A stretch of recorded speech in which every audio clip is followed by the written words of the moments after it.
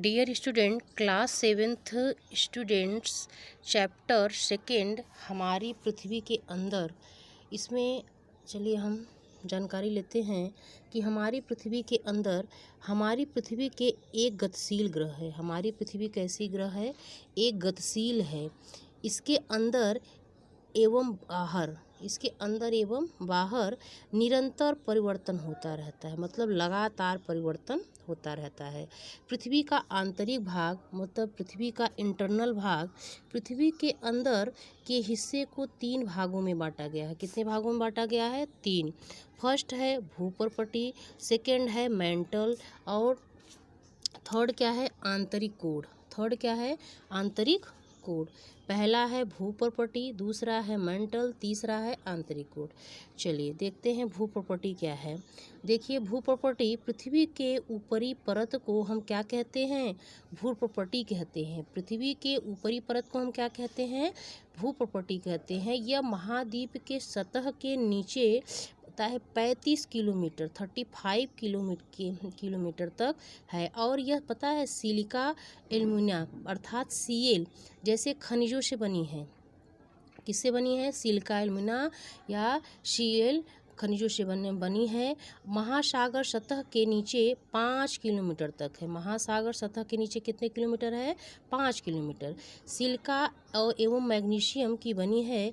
इसे हम पता है सी में कहा जाता है। क्या कहा जाता है? सी में कहा जाता है।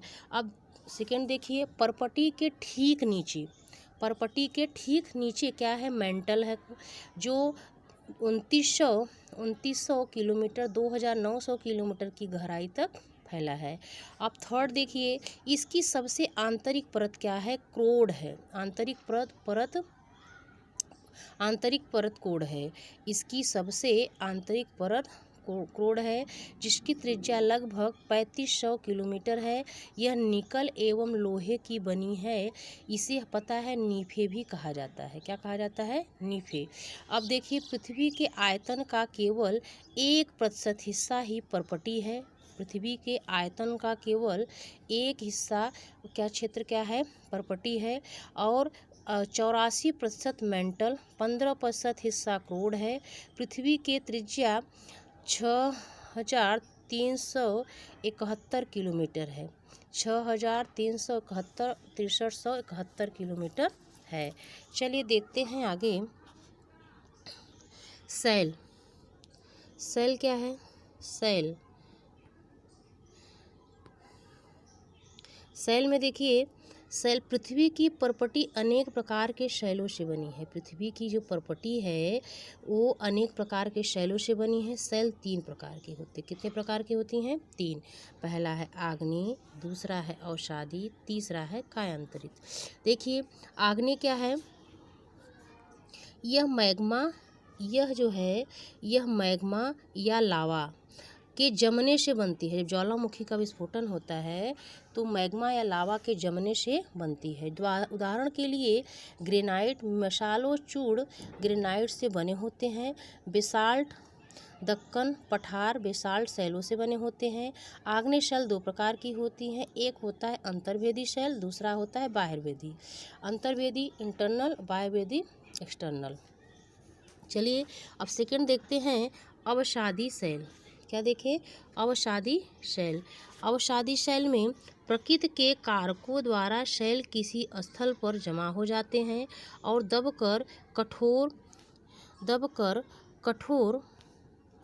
कठोर होकर शैल बन जाते हैं। क्या बन जाते हैं? ये दबकर कठोर होकर क्या बन जाते हैं? शैल बन जाते हैं। उदाहरण के लिए बलुआ पत्थर रेत के दानों से बनता है। दिल्ली का लाल किला बलुआ पत्थर से ही बना है। ये अवसादी शैल है। अब चलिए थर्ड देखते हैं, कायांतरित शैल। आग्नेय एवं अवसादी शैल उच्च ताप एवं दाब के कारण कायांतरित शैल में क्या हो जाता है?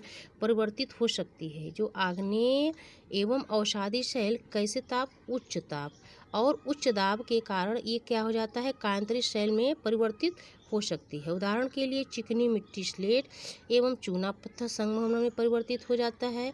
ताजमहल सफ़ेद संगमरमर से बना है। अब आगे देखिए क्या है?